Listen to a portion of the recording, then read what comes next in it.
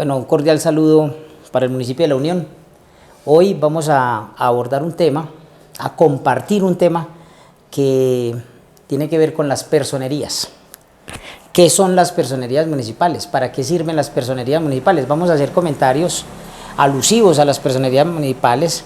Vamos a mirar cuál es el marco legal de las personerías municipales y vamos a hablar de algunos aspectos relacionados con las personerías municipales. Por allá en el año 2012 acababa de sancionarse una ley, la ley 1448 de 2011, la ley de víctimas. Entonces era de común ocurrencia que a la oficina de la personería, en ese tiempo pues yo ostentaba la calidad de personero municipal en el 2012, y entonces llegaba la gente a principios de 2012, pero de manera prolífera. Muchas personas llegaban a la oficina, que es que somos desplazados, que es que a nosotros nos vimos inmersos en un hecho victimizante, que nosotros venimos a declarar nuestra condición de víctimas del conflicto armado que vive el país. Y entonces el tema se volvió cada vez más complejo, dado el contenido de esas historias, la manera en que las personas, por ejemplo, hoy allá en el Catatumbo se están viendo forzadas a salir de los lugares de su residencia al lugar donde ellos se encuentran y dinamizan la economía para llevar el sustento del hogar. Toda esa cantidad de personas, más de 6.000, 7.000 personas desplazadas del Catatumbo. Esas historias son muy comunes con respecto al tema de la ley de víctimas. Y en el tema de la ley de víctimas es a las personerías municipales y a las alcaldías municipales, obviamente, a las que les corresponde abordar el tema, atender a estas personas que han estado expuestas a esos hechos victimizantes, que dicho sea de paso están contenidos por allá en el artículo 3 de la ley 1448-2011, la ley de víctimas y restitución de tierras, y estas historias todas son demasiado trágicas, porque sumado al tema del desplazamiento forzado, también encontramos, al tema de desplazamiento, también encontramos que se encuentra el tema de otras historias mucho más trágicas que están sumadas a ellos, a esas historias, la violencia, la muerte de familiares, y no solo la muerte, sino la desaparición de los familiares, de las personas.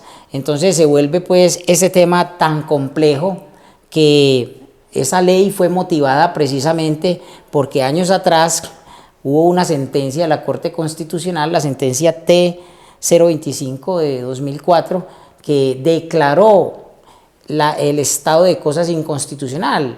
La Corte Constitucional le menciona al gobierno nacional: venga, pongámonos las pilas, porque es que cada vez es más creciente el número de víctimas por desplazamiento, el número de víctimas a razón del conflicto armado interno que vivimos en Colombia. Tanto así que hoy podríamos predicar que hay un promedio casi de 11 millones de personas que ostentan la infortunada calidad de víctimas del conflicto armado. Entonces, ¿por qué menciono el tema de la ley de víctimas? Hombre, porque el tema de las declaraciones de la ley de víctimas, en principio, se lleva a cabo en las unidades de atención y en los municipios, por ejemplo, como es el caso de La Unión. Esas declaraciones se reciben pues particularmente en las personerías municipales, en la personería municipal. Entonces, esas historias tan trágicas que devienen de los hechos victimizantes de los que habla el artículo 3 de la ley de víctimas, son atendidos, por ejemplo, en las personerías municipales. El tema, por ejemplo, cuando una persona se ve expuesta a una captura ilegal, cuando hay capturas ilegales, cuando a una persona la privan de su libertad de manera irregular, todas estas cosas deben activar las alarmas y llevar a los familiares o interesados en esa persona o amigos de esa persona a prender las alarmas en las personerías municipales. Las personerías municipales tienen dentro de sus muchas funciones también la de velar para que esta clase de situaciones no se viva y es de común ocurrencia, y eso pues, qué pena pues también tenerlo que reiterar, que en ocasiones al interior del ejercicio de las funciones de algunos servidores públicos que tienen que ver con la fuerza pública se cometan errores humanos, y ahí no se le llama errores humanos, ahí se le llama fallas del servicio del Estado. Entonces las personerías municipales también juegan un papel fundamental en eso, y ahorita les recordaré, por ejemplo, los enunciados de la misma Carta Política con respecto al tema. El hecho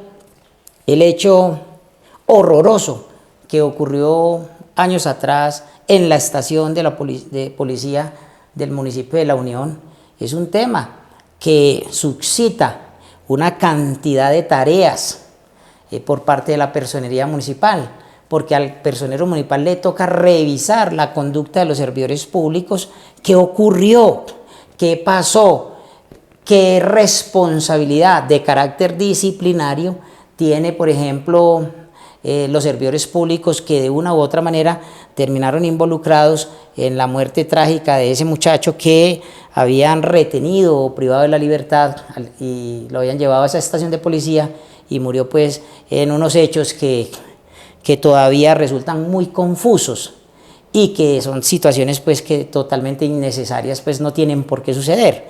Entonces son temas que también se deben ventilar al interior de las personerías. ¿Por qué? Pues porque las personerías, dentro de la cantidad de tareas que tiene, revisa la conducta de los servidores públicos.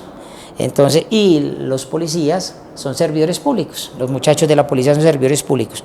No estamos aquí juzgándolos, estamos simplemente recordando hechos que debieron haber sido innecesarios, situaciones que no tienen por qué ocurrir al interior de una estación de policía, pero que quienes están ahí ostentando una calidad de servidores públicos como seres humanos, pues también unos cometen errores y otros cometen delitos, y los dos son responsables frente a la Constitución y la ley. Entonces, ahorita pues ahondamos en eso. Entonces, estamos abordando el tema de las víctimas. Por ejemplo, cuando hablamos de la omisión o extralimitación en el ejercicio de las funciones, lo que estamos haciendo es remitirnos al contenido del artículo 6 constitucional. El artículo 6 de la Constitución, ya eso lo hemos mencionado pues porque aquí hablamos mucho del derecho administrativo, de la función pública, de la administración pública, y cuando hablamos, por ejemplo, de las omisiones y extralimitaciones, nos remitimos al artículo de la Carta Política, porque ese enunciado normativo no dice otra cosa distinta que los particulares, es decir, los que no son servidores públicos, los particulares son responsables por infringir la Constitución y la ley, pero los servidores públicos lo son por las mismas razones, pero también por la omisión o extralimitación en el ejercicio de las funciones. Omisión es dejar de hacer. No lo hago sabiendo que lo tengo que hacer, que es un deber legal hacerlo porque está dentro de mis competencias misionales como servidor público. Y extralimitación es hacer más allá de las cosas. Por eso hablábamos ahorita, por ejemplo, de las capturas ilegales, porque puede la fuerza pública hacer una captura, y capturaron, por ejemplo, a una persona que evidentemente ha incurrido en conductas contrarias a la codificación penal. Pero cuando revisamos desde las personerías municipales, precisamente, por ejemplo, cómo fue capturada esta persona, entonces descubrimos que tumbaron la puerta de la casa, ingresaron a la casa de donde estaba esta persona, revolcaron todo, lo encontraron, lo esposaron, lo lastimaron, lo agredieron, lo lesionaron, lo amordazaron, se lo llevaron para una estación de policía.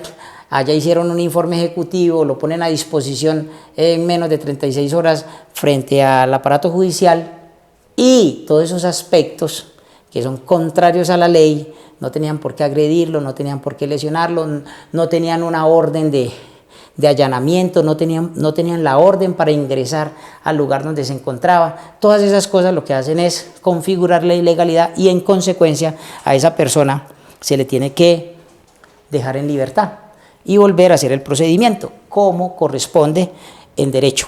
Entonces son aspectos que a uno le llaman la atención. Pero era un bandido, o es una persona que ha cometido un delito. Sí, pero los servidores públicos, vuelve y se repite, son responsables por infringir la Constitución y la ley y además por la omisión o extralimitación en el ejercicio de las funciones. Entonces, son detallitos pues ahí. Entonces, por ejemplo, para ser personero se necesita ser abogado. ¿Y qué es un abogado? Un abogado es un personero de la legalidad. Todos los abogados somos personeros de la legalidad. Somos defensores permanentes de los derechos y las libertades ciudadanas. Somos apóstoles del orden justo y de la puesta en marcha de una arquitectura de la razón. Es decir, los abogados somos esa clase de profesionales que buscamos, con fundamento en la razón, buscamos un orden justo, buscamos que se resuelva de manera pacífica los conflictos intersubjetivos de intereses. Los abogados lo que hacemos es resolver las problemáticas sociales, pero colocando sobre la mesa no la razón de la fuerza, no a los trancazos, no a las peleas, sino con argumentos fundados en la inteligencia, que es la que brinda la capacidad para resolver de la mejor manera y conforme al ordenamiento jurídico las problemáticas del cuerpo social. Eso son los abogados. Los abogados, vuelvo y repito, son personeros de la legalidad. El Estado, por ejemplo, en términos generales, el Estado es la persona jurídica mayor.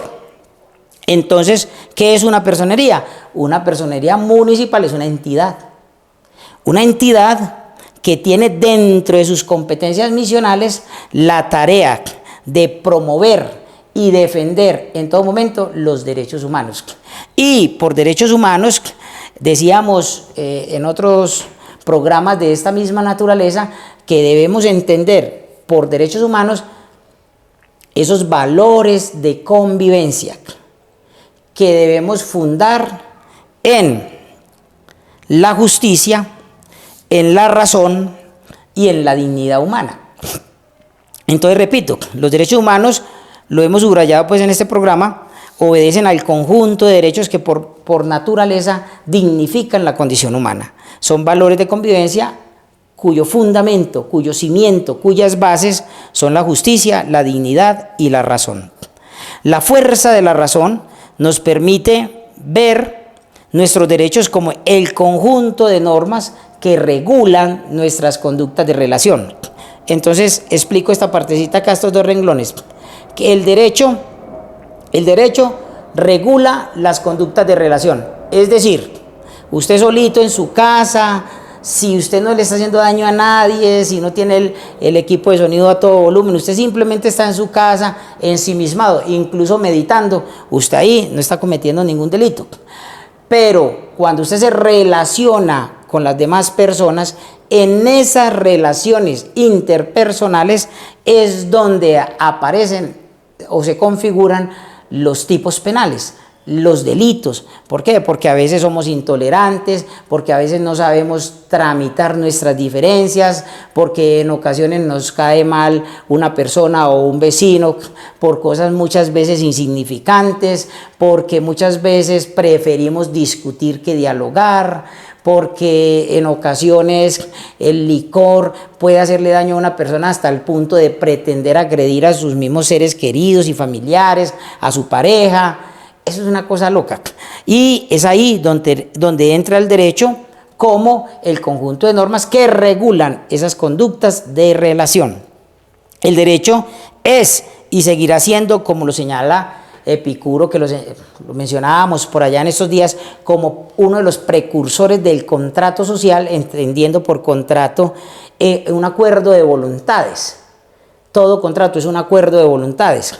Entonces, Epicuro lo que señalaba era que el derecho tiene que ser concebido como un pacto de utilidad. Y ese pacto de utilidad consiste, como ya lo hemos señalado, en que nos ponemos de acuerdo, hacemos un contrato social, nos ponemos de acuerdo. ¿Y en qué consiste el acuerdo? En que usted a mí no me hace daño y yo a usted tampoco le hago daño. Y si usted no me hace daño y yo no le hago daño, entonces podemos predicar una sana convivencia. Podemos vivir en paz, podemos vivir tranquilos. Nuestro sistema emocional, en términos generales, está estable. No estamos alterados, no estamos molestos, no vemos la necesidad de agredirnos, y si tenemos alguna diferencia la podemos tramitar con fundamento, con base en lo que diga la ley. Y entonces en esa intencionalidad de mediar para que se resuelvan los conflictos, podemos encontrar soluciones para los mismos.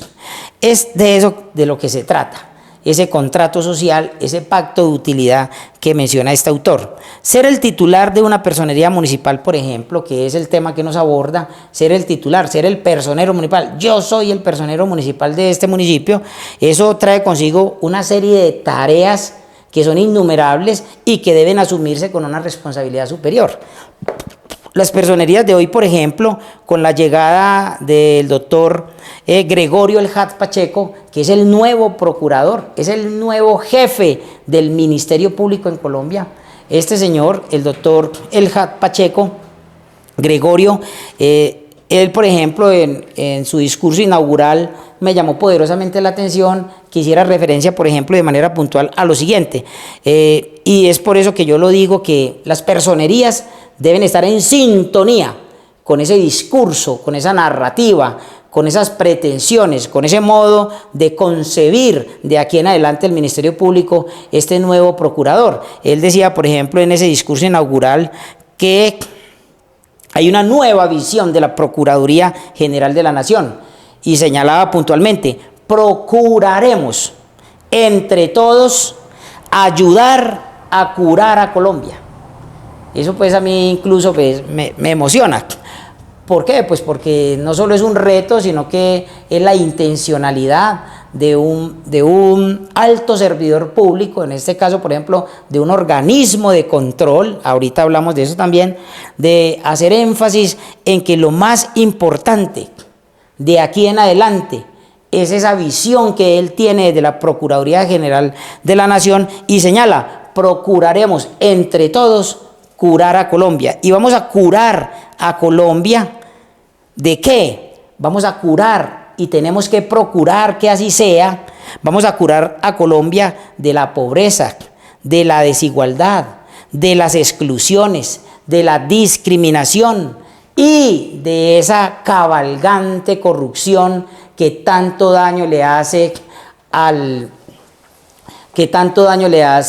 los recursos públicos en Colombia, y que esos recursos públicos no tienen un propósito, no deberían tener un propósito distinto que satisfacer las necesidades de las personas menos favorecidas en Colombia. Entonces, cuando el nuevo procurador, señala de que vamos a procurar entre todos curar a Colombia, es ahí ese llamado que hace el procurador. En principio deben asumirlo como la nueva tarea indelegable cada uno de los personeros de Colombia.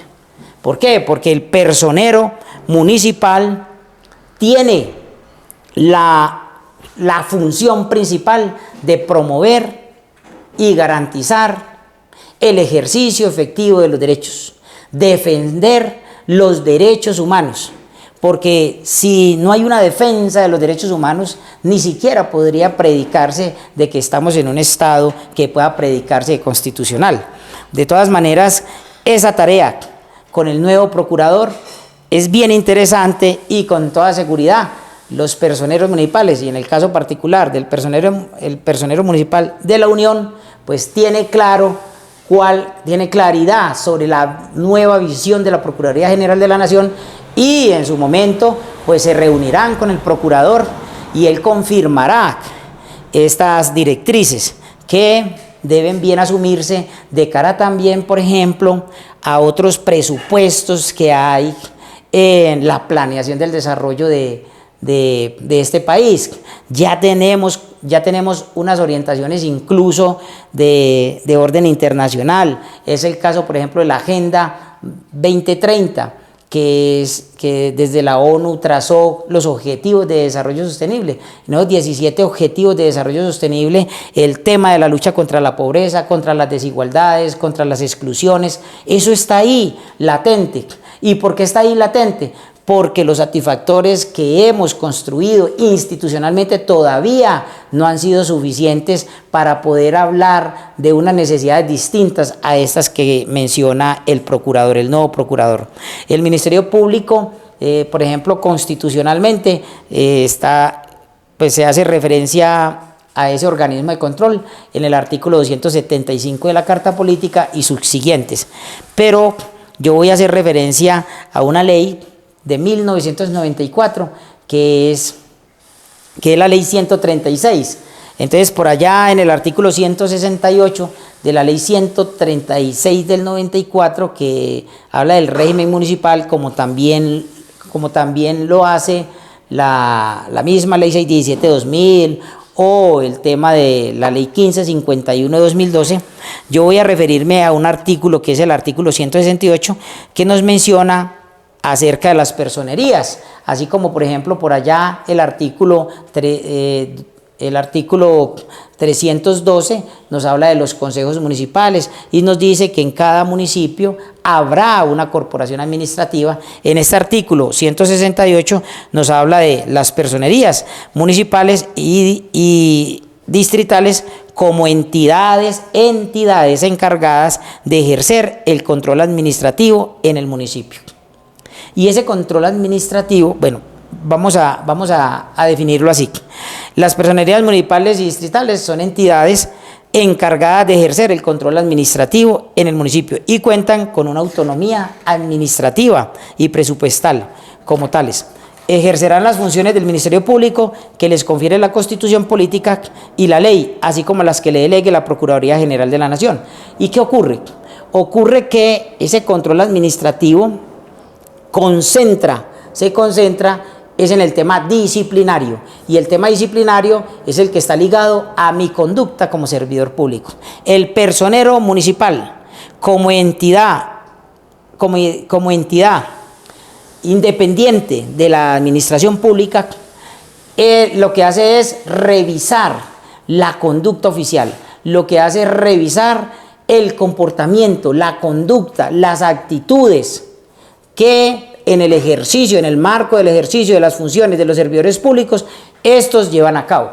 El servidor público que transite en contra de lo que dice el ordenamiento jurídico es un servidor público que tendrá que conversar con el personero municipal disciplinariamente. Es decir, bueno, eso es un tema que ahorita voy a mencionar sobre el tema de la independencia a la que hace referencia el tema de la autonomía presupuestal y administrativa de las personerías. ¿Por qué? Porque también hay que hacer referencia, es decir, quién nombra al personero y qué obligaciones tendría de ahí en adelante con quien nombra al personero el personero municipal. Entonces, por ejemplo, en el artículo 169 de esa misma ley, la ley 137 del 94, se habla de la naturaleza del cargo y dice que corresponde al personero municipal el cumplimiento de las funciones del Ministerio Público, la guarda y promoción de los derechos humanos, que era lo que mencionábamos ahorita, al igual que la protección del interés público y la vigilancia de la conducta de quienes desempeñan la calidad de servidores públicos. Eso nos dice la ley 136, de ahí no nos vamos a salir. ¿Quién nombra al personero? Al personero lo nombra otra entidad descentralizada, que es el Consejo Municipal. Esa corporación administrativa, que es el Consejo Municipal, nombra al personero municipal. Pero entonces hay que señalar que una vez es nombrado por el Consejo Municipal el personero, entonces ocurre algo así como un parto.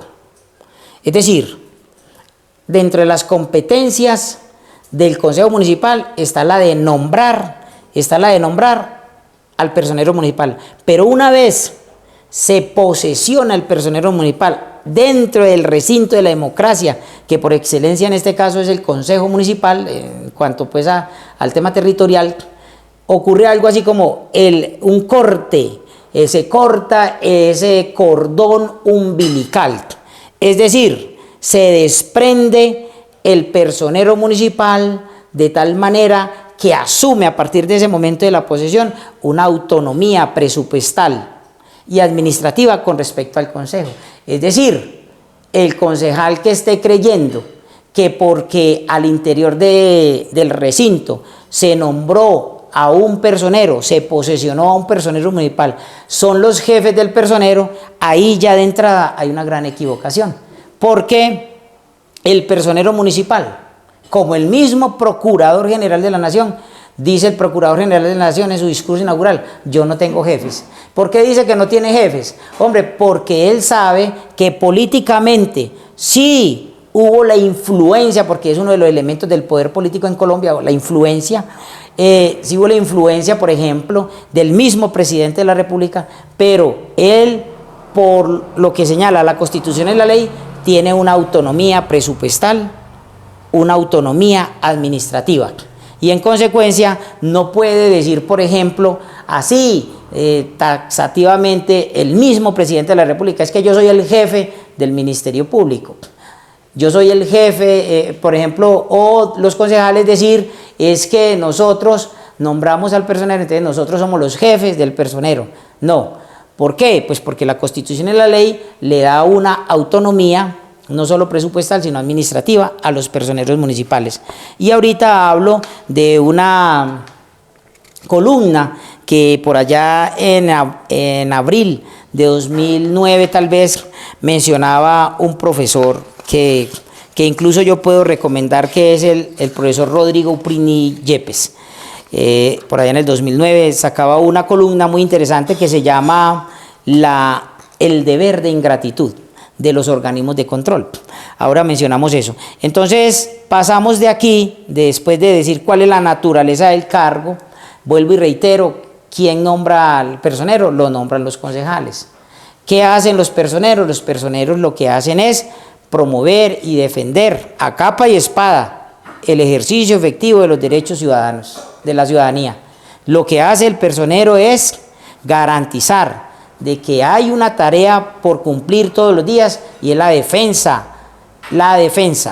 de los derechos humanos, que los derechos humanos son valores de convivencia y que esos valores de convivencia garantizan un orden justo, y que hay un orden justo cuando ni nadie atenta contra la dignidad de sus congéneres. Es de eso que estamos hablando, de un respeto mutuo, de ese pacto de utilidad.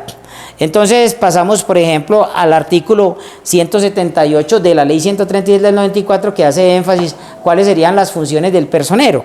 Entonces el personero, vuelvo y reitero, tiene una cantidad de funciones. Vamos a mencionar solo algunas, nos vamos a detener solo en algunas, porque es que el personero lo que va a ejercer dentro del municipio, bajo la dirección del Supremo Procurador, de la Dirección Suprema del Procurador General de la Nación, son las funciones del Ministerio Público, además de las que determina pues la Constitución, las que determina la ley, los acuerdos municipales y las ordenanzas departamentales.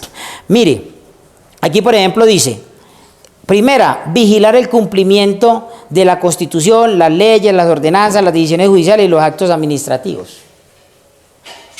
Al personero municipal le toca vigilar, en términos generales, que el conjunto de servidores públicos, esto es, los secretarios de despacho, los directores de las dependencias, el tema del alcalde municipal, estén cumpliendo a cabalidad lo que dice la Carta Política y el ordenamiento jurídico en general. Eso es lo que hace el personero. Entonces el personero puede incluso estar recurriendo a la administración pública y estar preguntando cosas de tal manera que él esté tranquilo cuando vaya a dar una rendición de cuentas, porque también el personero tiene que dar rendición de cuentas ante el Consejo Municipal cada año y decir, hombre, en la primer tarea que yo tengo de vigilar el cumplimiento de lo que dice la Constitución y la ley, yo puedo decir como personero de que esta administración pública está cumpliendo a cabalidad lo que dice nuestro ordenamiento jurídico. En su defecto también tendrá el compromiso de detallar en qué casos considera que el comportamiento de los servidores públicos es contrario a lo que dice el marco legal que los rige. Tiene, por ejemplo, las funciones de defender los intereses de la sociedad, de intervenir los procesos civiles, de vigilar la gestión presupuestal y financiera de la entidad, cómo se está gastando la platica. Es un ente de control disciplinario. Él vigila la conducta de los servidores públicos. Él está llamado a revisar, bueno, cuál es el presupuesto de esta vigencia fiscal, cómo se está ejecutando ese presupuesto, cómo se está llevando a cabo la gestión presupuestal y financiera, qué relación se está llevando, por ejemplo, con la manera en que se está ejecutando el presupuesto a través de la gestión contractual. Todo eso está llamado a revisarlo. Puede conversar con los interventores de los contratos, puede conversar con los secretarios de despacho que sean supervisores de los contratos, puede hablar con cualquier servidor público y no pueden estos decirle de que eso tiene reserva legal o ponerle peros o talanqueras, porque incluso también tiene la tarea de revisar que frente a los ciudadanos la administración pública corresponda cuando estos colocan derechos de petición, entre otras porque el derecho de petición del que habla el artículo 23 constitucional no es una cosa distinta que un derecho fundamental y en consecuencia no es si quiero, es que debo hacerlo, debo cumplir con lo que dice la Constitución y la ley. Y finalizo hablando del deber de ingratitud, del que menciona el profesor Rodrigo Prini Yepes, en una columna de 2009, él, por ejemplo, decía que los organismos de control no solo deben ser expertos en su tema, sino que tienen un deber de ingratitud. Entonces llega y dice, hombre, este es personero tan desagradecido, lo nombraron en el consejo y mira, peleando con los concejales. No tiene ni siquiera que pelear con los concejales, solamente dejarles claro que no son el jefe, no son la entidad nominadora del personero. Y eso es importante saberlo. ¿Por qué? Porque es que cuando lo saben los concejales, ni siquiera eso entra en discusión, porque es que así lo señala la Constitución y la ley. Entonces el deber de ingratitud no es otra cosa que la garantía de esa independencia, de esa autonomía presupuestal y administrativa que tienen los organismos de control, porque es que el personero municipal no puede llegar e investigar a este secretario de despacho sí y a este secretario de despacho no, que porque entonces el alcalde le está diciendo al personero, hombre, no me toques a ese secretario, o no me toques los secretarios, o no me le inicies procesos disciplinarios a nadie. También hay que mencionar, por ejemplo, de que con respecto a los alcaldes y a los concejales, el personero directamente no les inicia procesos disciplinarios a ellos, pero por delegación de la Procuraduría General de la Nación sí puede cumplir unas tareas en el orden de las investigaciones disciplinarias que se inician en contra de ellos con respecto a los hallazgos cuando hay auditorías o cuando él, por ejemplo, él mismo escribe a la Procuraduría General de la Nación de que considera que hay unas irregularidades que es importante que se revisen directamente desde la Procuraduría.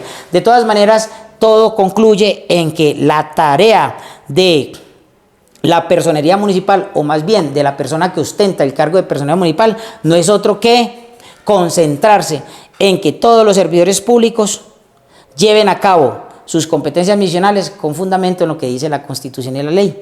Y esa es la invitación pues respetuosa. Muchas gracias por escucharnos, aquí estamos para servirles.